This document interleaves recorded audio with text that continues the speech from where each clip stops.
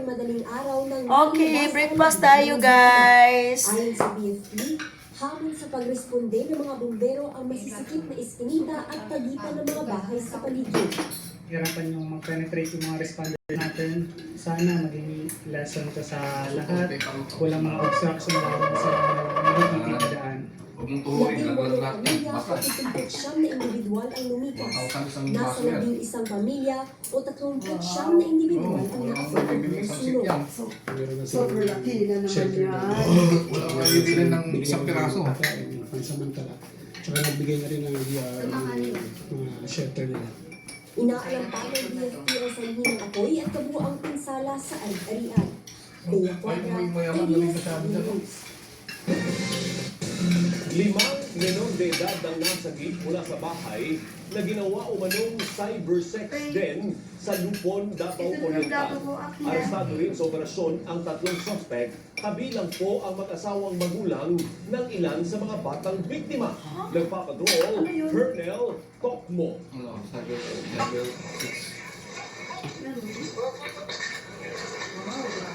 Sinalakay ng National Bureau of Investigation sa Southeastern Mindanao ang bahay na ito sa barangay Sarangay sa bayan ng Lupon, Davao Oriental nitong Martes.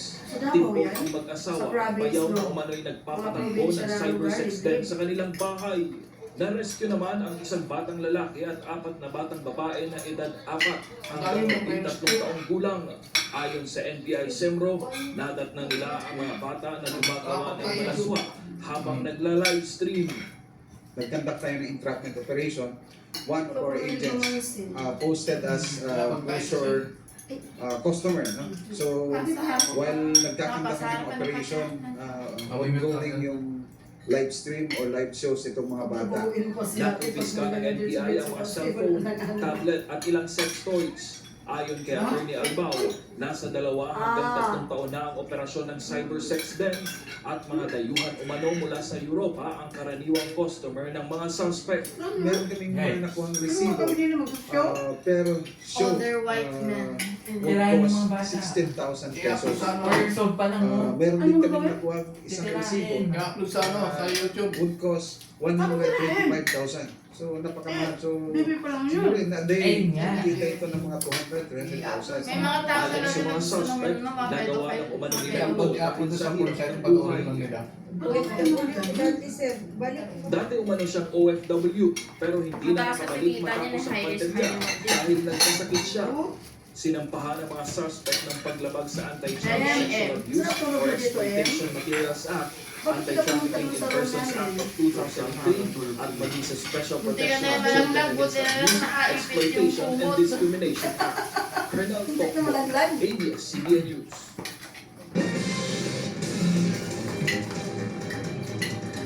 Alam mo si Papa Te, kung bakit sobrang lamig yung Isang driver 25. na nagpapahinga lang sana sa bahagi ng Ross Boulevard sa Pasay City ang nakakuha ng motor at iba pang gamit. Kabilang sa mga kinuha ng biktima ang pera ang nagpapahinga sana sa pagpapagamot na nag-aaral. Bakit mo 325 sa gabi? Yan ang CCTV patrol Mainit kasi. ni Daniel sa Luyen. Mainit na. Naiyak na Te, lamang ang naayos sa ko na pala yung driver dito. nang hindi na Stable naabot 37. na kritikal ang kalagayan sa ospital. Bit-bit sa Dito ng may bayan setting ng pala. pera ng ipang babayan Bali, para madugtungan pa ang buhay ng Ano ba yung P1? pero hindi P1, pa yung nangyari. P1, yung stable 37 pala. Gusto tayo Umaabot ang 40 eh.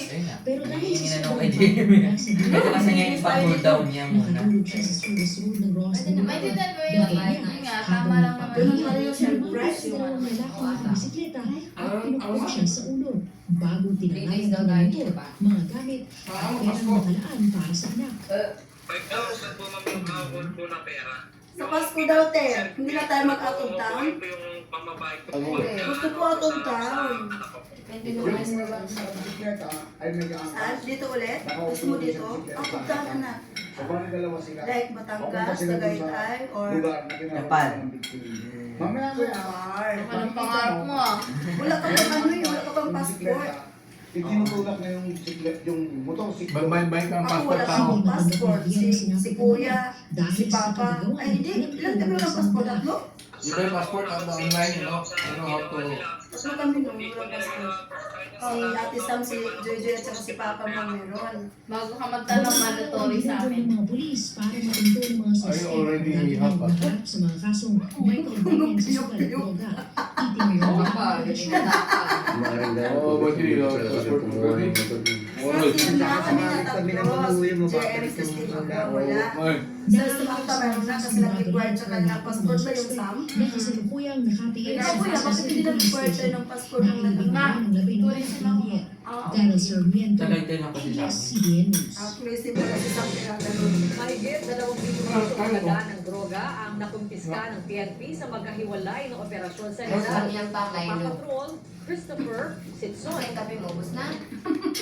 Ako ngayon, tigsin na. Gusto pang ilamos. Bitin ka. Di ba gusto mo kunti lang sa'yo pag nagtimpla ko sa bahay, ayaw mo madami. Tapos pag dito, ayaw mo naman. 9 anyos na lalaki nito sa isang follow-up operation ng Morong PNP sa barangay May Bangkal, Morong Rizal, Martes ng umaga.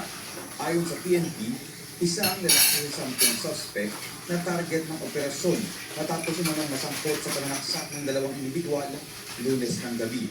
Na-recover sa kanya ang 25 sachet ng hinihinalang shabu na nagkakahalaga ng halos 1.4 million pesos at isang pakete ng marijuana. It was found out na yung panununtok nila doon at pananaksak doon sa 2 biktima ay tungkol sa illegal na droga. Na bumili dito yung 2 biktima sa kanila, then nung hindi sila nakabayad, nagkaroon ng confrontation that led to the frustration. Chat mo nga si Pearl. Dagdag pa ang Kumusta siya dun sa bahay? galing sa Quezon City ang mga kontrabando at ibinibenta sa Morong at pinapalayan nito. Kaya hindi ito tumataba. Paliwanag naman ang Ano suspect nangyari na dun sa dahil bahay? sa pero aminado nagtutulak ng droga. yung pet cam kasi. Yung mga pet kami, yung pagtatawag ka dun. Ang sabi mo din, kaya hindi tumataba kasi kaya na Nasa kustudiya na ng Morong Police ang suspect na naharap sa kasong frustrated homicide at paglabag sa Comprehensive Dangerous Drugs Act of 2002. Ano ba yan? Gagawin mo nga sanang Sa border Taytay natin Rizal, eh. arestado Sakto, wala nang tinapay, mauubos na uwi na tayo, di ba? Parang kasi laki lang din natin yung sa kabila. sa bypass operation sa Barangay Parang San sosyalin Juan, yun dito. Miyerkules ng gabi.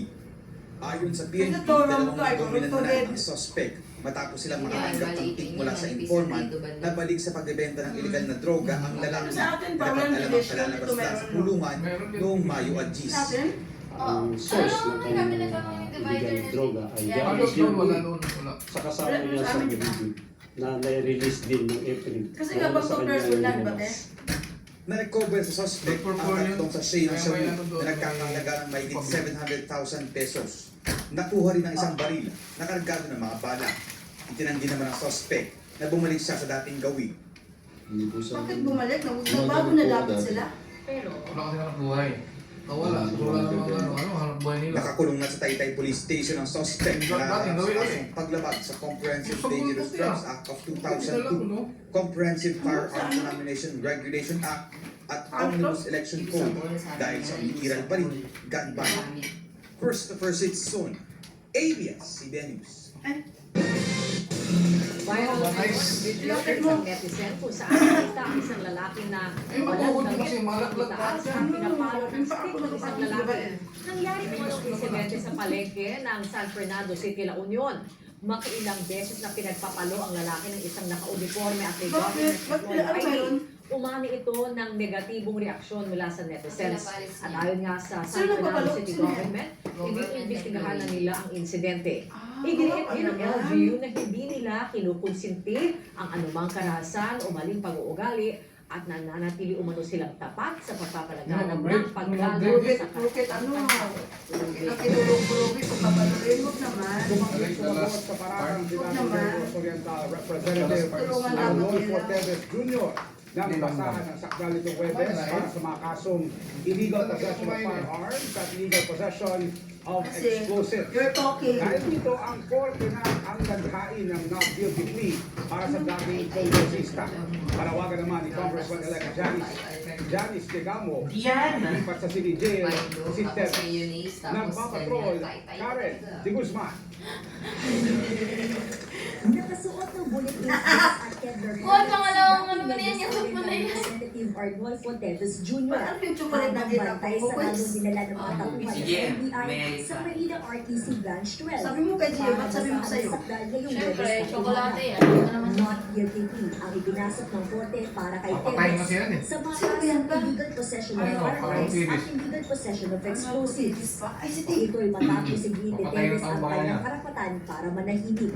That may be his way of saying that he refuses to enter a plea. There is Kami na still lang. a serious cloud as to the legality of what was done to Mr. Teves with respect to his return to the country. The implication is that we still have pending questions with respect to the jurisdiction of the court. Sorry guys. Nag-ugat ang mga kaso noon sa lakayin ng mga operatiba ng PNP Criminal Investigation and Detection Group ang bahay ni Teves sa Bayawan City, Negros Oriental noong March 2023. Na-recover nila rito ang mga detective armas at mga pampasabog na ayon sa pulisya ay walang kaukulang dokumento.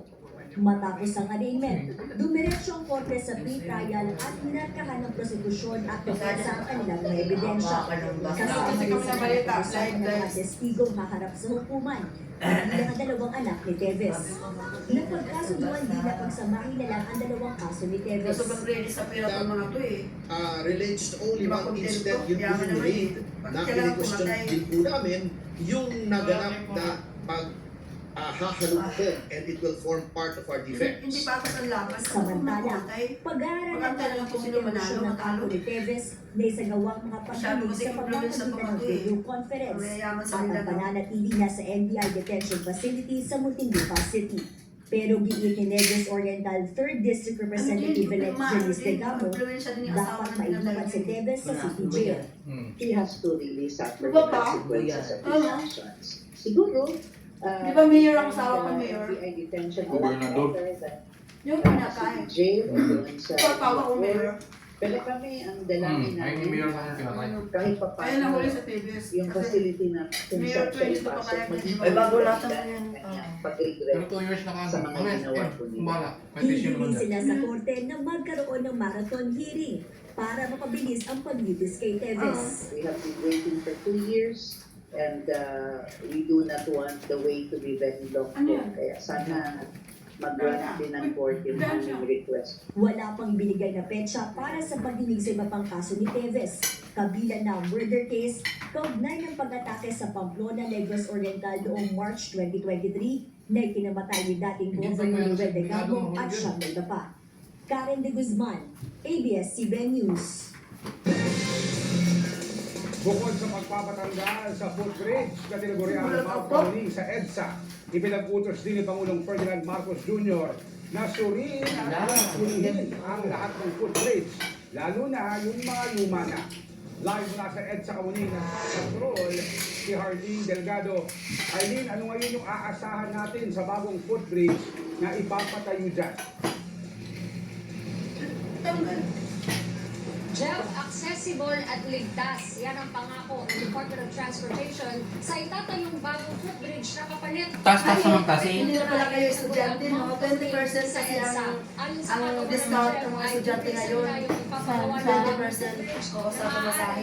Hindi na pala kayo, nakatapos din kayo. Dalhin-dalhin ko yung Araw-araw ID ko. inaakit ni Estudyante isa. Astor ang Nia South Road Scout Roadway footbridge Lumit daya. na pinagsalan sa social media bilang Mount Kamuning sa EDSA. Gagawa ka Hindi na. pa o umuulan. Oh, Kailangan ay, sa di. daanan para kumuha ng paninda. Wala ko ba yan? Tinali mo na yung alam mo. Hindi lumuhod yung ano nito. Hindi sabi sa nakaraan, di ba, na kaya Pagod na sa pagod na bago ka makarating sa trabaho. Bago ng ano, Akyat sa computer. footbridge. Pwede mo lang yung mataas ng konti. Salamat sa footbridge, pumayat ka. Gusto mo, reklamo siya, hindi na daw siya. Ikinagubos na ni Pangulong Ferdinand Marcos Jr. na gibain ang Mount Kamuning at Napaka-useful pagdala ng yung mas footbridge maayos na na yan. footbridge. Ayon kay Transportation Gusto nila Secretary ang pag-save Dennis sa Dizon, gitna. i-connect na sa Kamuning Station ng EDSA Busway ang bagong footbridge. Mount Kamuning is really the Wala pa epitome of elevator what doon is sa wrong ano? with Philippine infrastructure. Na hindi napag-isipan ng mabuti, hindi consider ang mga kababayan natin nagagakat doon. Kasi Bakit ako doon? Delikado talaga siya. Sobrang delikado. DOTR na ang gagastos at mangunguna sa pagpapagawa ng bagong footbridge na inaasahang tatagal ng 6 hanggang 8 buwan. Ipinakita rin ng kagawaran ang inisyal na plano para sa kapalit na footbridge na nasa 200 metro ang layo mula sa original na Mount Camuning footbridge. Paliwanag ni Dizon, itutulad ito sa bagong walkway sa isang mall sa North Avenue na meron ng elevators. Kapag naman kina Astra at Nancy ang plano sa bagong footbridge. Mas maganda ito yung Marami sumisigit na. malapit na sa busway. Kumbaga mas okay ito. Kaysa Isa ka. Para sa traffic expert na si Engineer Santiago, dapat pakinggan din ng gobyerno ang mga commuter para malaman kung saan dapat itayo ang mga pasilidad tulad ng mga footbridge. Suggestion niya, Maybe it's best to replace it with an underpass. Kasi mas madali yun underpass. Tulad ng sa Makati, it's easy to walk there with underpass. welcome rin para sa mobility group na Move as One Coalition ang hakbang na ito ng gobyerno. Pero kulang na ito para sa commuter. Bye guys! Balitan ko kayo mamaya guys. Bye-bye! Improvement to that Papa-off mo extent. muna. We can do much